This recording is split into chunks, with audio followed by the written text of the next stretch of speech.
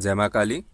आज हम आपको बताने जा रहे हैं सावर मंत्र को कैसे जगाया जाए, सावर मंत्र की संपूर्ण विधियाँ और सावर मंत्र की उत्पत्ति कैसे हुई, सावर मंत्र कितने प्रकार के होते हैं और गुरु गोरखनाथ मच्छिंद्रनाथ जैसे सिद्ध पुरुषों ने इसको कैसे विस्तार किया। तो अगर आप चैनल पर नए हैं तो हमारे चैनल को सब्सक्राइब करें और वीडियो को लाइक और शेयर करें। अगर आपको कोई भी जिज्ञासा है तो कमेंट बॉक्स पर आप अपनी जिज्ञासा रख सकते हैं। तो द्वापर युग में भगवान श्री कृष्ण की आज्ञा से अर्जुन ने पाशुपत अस्त्र की प्राप्ति के लिए भगवान शिव का तप किया। एक दिन भगवान शिव एक शिकारी के भेष बनाकर आए और जब पूजा के बाद अर्जुन ने सुअर पर बाण चलाया तो ठीक उसी वक्त भगवान शिव ने भी उस सुअर को तीर मारा। दोनों में वाद विवाद हो गया और शिकारी रूप शिव ने अर्जुन से कहा, मुझसे युद्ध करो, जो युद्ध में जीत जाएगा सुअर उसी को दिया जाएगा। अर्जुन और भगवान शिव में युद्ध शुरू हुआ। युद्ध देखने के लिए माँ पार्वती भी शिकारी का वेश बनाकर आ गई और युद्ध देखने लगी।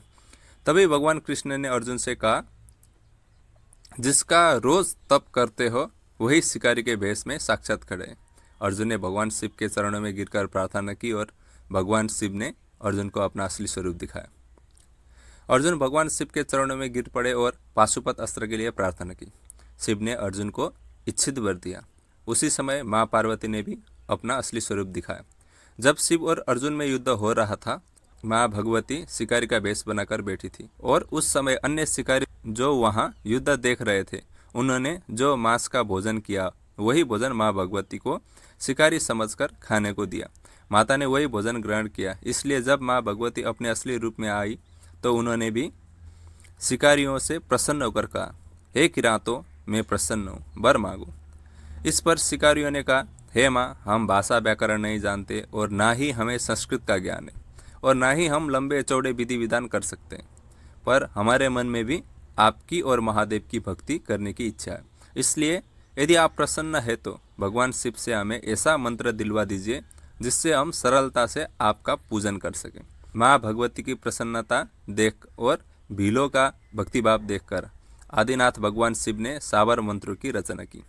यहाँ एक बात बताना बहुत आवश्यक है कि नाथ पंथ में भगवान शिव को आदिनाथ कहा जाता है और माता पार्वती को उदयनाथ कहा जाता है। भगवान शिव ने यह विद्या भीलों को प्रदान की और बाद में यही विद्या दादा गुरु मच्छिंद्रनाथ को मिला। उन्होंने इस विद्या को बहुत प्रचार प्रसार किया और करोड़ों सावर मंत्रों की रचना की। उनके बाद गुरु गोरखनाथ जी ने इस परंपरा को आगे बढ़ाया और नवनाथ एवं 84 सिद्धों के माध्यम से इस विद्या का बहुत प्रचार हुआ। कहा जाता है कि योगी कानिफनाथ जी ने 5 करोड़ सावर मंत्रों की रचना की और वही चरपटनाथ जी ने 16 करोड़ मंत्रों की रचना की। मान्यता है कि योगी जालधरनाथ जी ने 30 करोड़ सावर मंत्रों की रचना की। इन योगियों के बाद अनंत कोटिनाथ सिद्धों ने सावर मंत्र की रचना की। यह सावर विद्या नाथ पंथ में गुरु शिष्य परंपरा से आगे बढ़ता रहा। इसलिए सावर मंत्र चाहे किसी भी प्रकार का क्यों ना हो, उसका संबंध किसी न किसी नाथपंथी योगी से अवश्य होता है। अतः यह कहना गलत नहीं होगा कि सावर मंत्र नाथ सिद्धों की देन है। सावर मंत्र की प्रमुख 5 प्रकार हैं। सबसे पहले आता है प्रबल सावर। इस प्रकार के सावर मंत्र कार्य सिद्धि के लिए प्रयोग होता है। इनमें प्रत्यक्षीकरण नहीं होता, केवल जिस मनसा से जाप किया जाता है वही इच्छा पूर्ण हो जाती है। इन्हें कार्य सिद्धि मंत्र कहना गलत ना होगा। यह मंत्र सभी प्रकार के कर्मों को करने में सक्षम है। अतः इस प्रकार के मंत्र में व्यक्ति देवता से कार्य सिद्धि के लिए प्रार्थना करता है। साधक एक याचक के रूप में देवता से याचना करता है। दूसरे नंबर पर आता है बर्वर सावर। बर्वर सावर सभी प्रकार के कार्यों को करने में सक्षम है, पर यह प्रबल सावर मंत्रों से अधिक तीव्र माने जाते हैं। बर्वर सावर मंत्रों में साधक देवता से याचना नहीं करता, अपितु देवताओं से सौदा करता है। इस प्रकार के मंत्रों में देवताओं को गाली, श्राप, दुहाई और धमकी आदि देकर काम करवाया जाता है। देवताओं को भेंट दी जाती है और कहा जाता है कि मेरा अमुक कार्य होने पर मैं आपको इसी प्रकार भेंट दूंगा। यह मंत्र बहुत ज़्यादा उग्र होता है। तीसरी नंबर पर आता है बटारी सावर। इस प्रकार के सावर मंत्र में देवताओं को भेंट आदि ना देकर उनसे बलपूर्वक काम करवाया जाता है। यह मंत्र स्वयं सिद्ध होते हैं, पर गुरुमुखी होने पर ही अपना पूर्ण प्रभाव दिखाता है। इस प्रकार के मंत्र में साधक याचक नहीं होता और ना ही सौदा करता है।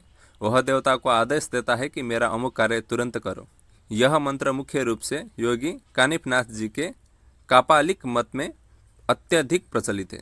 कुछ प्रयोग में योगी अपने जूते पर मंत्र पढ़कर उस जूते को जोर जोर से नीचे मारते हैं तो देवताओं को चोट लगती है और मजबूर होकर देवता कार्य करते हैं, ऐसा भी कहा जाता है। चौथे नंबर पर आता है अड़ैया सावर। यह प्रकार के सावर मंत्र बड़े ही प्रबल माने जाते हैं और इन मंत्रों के प्रभाव से प्रत्यक्षीकरण बहुत जल्दी होता है।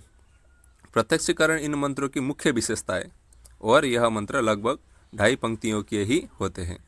अधिकतर अड़ैया मंत्र में दुहाई और धमकी का भी इस्तेमाल नहीं किया जाता, पर फिर भी यह पूर्ण प्रभावी होते हैं। 5वें नंबर पर आता है डार सावर। डार सावर मंत्र एक साथ अनेक देवताओं का दर्शन करने में सक्षम है। जिस प्रकार 12 भाई मसान साधना में 12 के 12 मसान देव एक साथ दर्शन दे जाते हैं, अनेक प्रकार के देवी देवता इस मंत्र के प्रभाव से दर्शन दे जाते हैं। जैसे 4 वीर साधना इस मार्ग से की जाती है और चारों वीर एक साथ प्रकट हो जाते हैं। इन मंत्रों को जितनी प्रशंसा की जाए उतना ही कम है। यह दिव्य सिद्धियों को देने वाला और हमारे इष्ट देवी देवताओं का दर्शन करवाने में पूर्ण रूप से सक्षम है। गुरु अपने कुछ विशेष शिष्यों को ही इस प्रकार के मंत्र का ज्ञान देते हैं।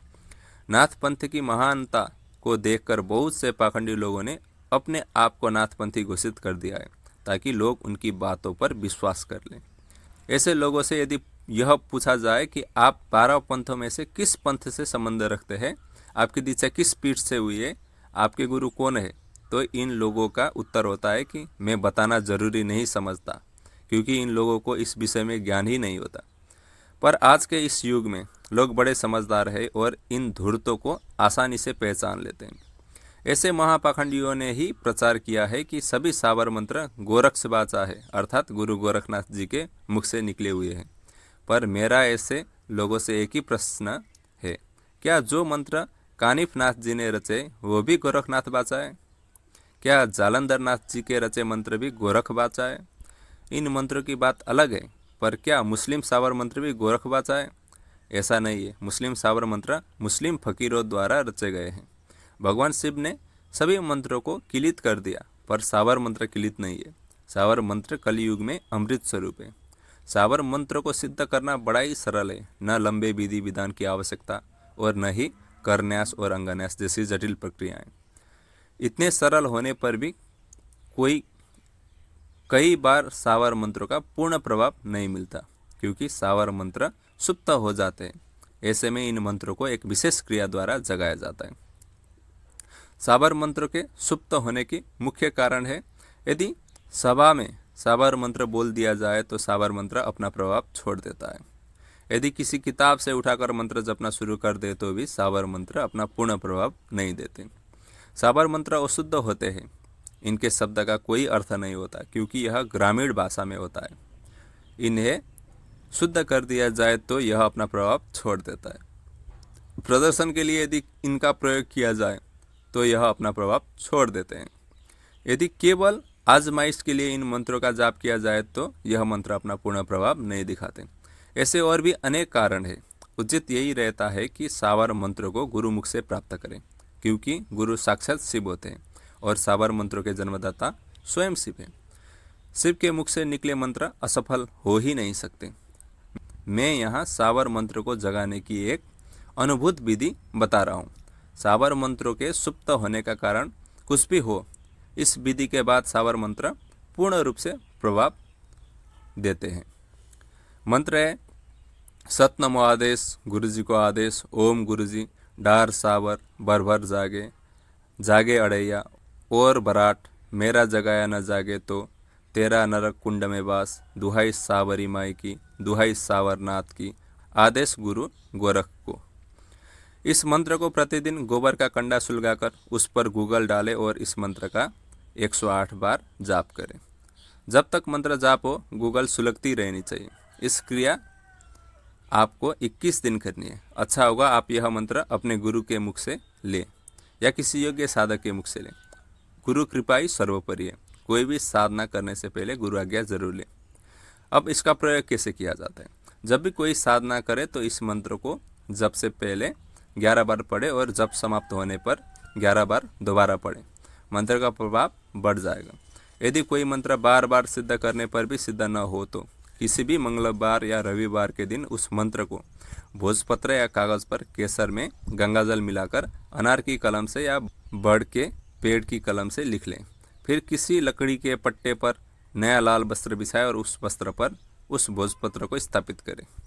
घी का दीपक जलाएं, अग्नि पर गूगल सुलगाएं और सबरी देवी या माँ पार्वती का पूजन करें और इस मंत्र का 108 बार जपें। फिर जिस मंत्र को जगाना है उससे 100 बार जाप करें और दोबारा फिर इसी मंत्र का 108 बार जाप करें।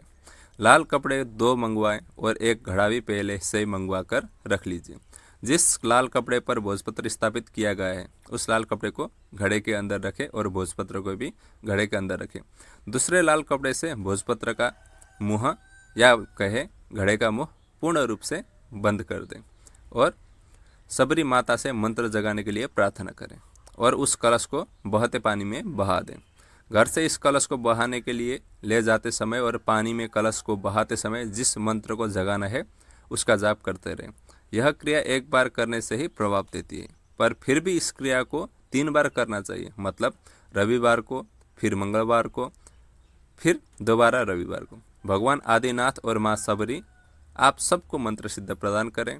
जय गुरुदेव, जय माँ काली, जय गुरु गोम।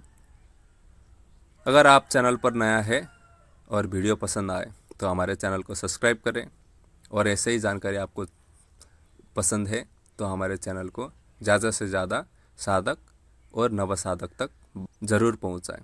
तब तक के लिए मैं डीएनए बाबा आपसे फिर मिलेंगे। जय माँ काली।